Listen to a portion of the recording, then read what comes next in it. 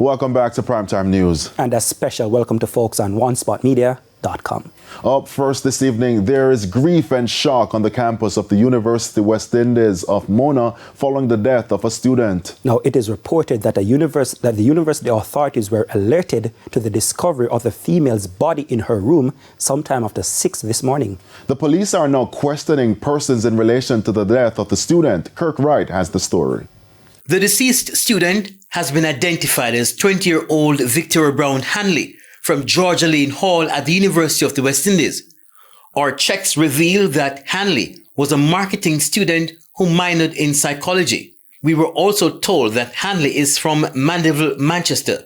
When the story of her death broke, it was being circulated that the deceased had contributed to her own demise, but the police in their statement explained how the death is being treated at this time. We are at the very early stage of our investigations, and there's not much that we can say at this time, except to say that we are at this time treating this particular incident as a death investigation.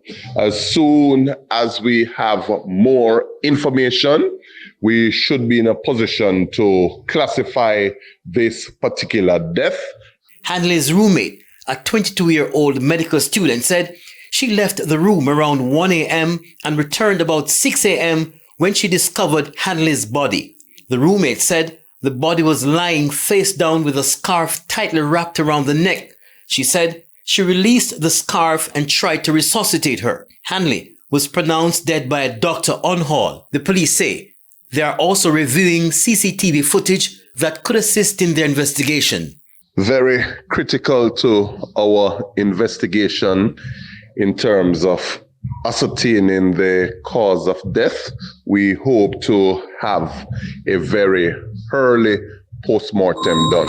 Kirk Wright, TVJ News. And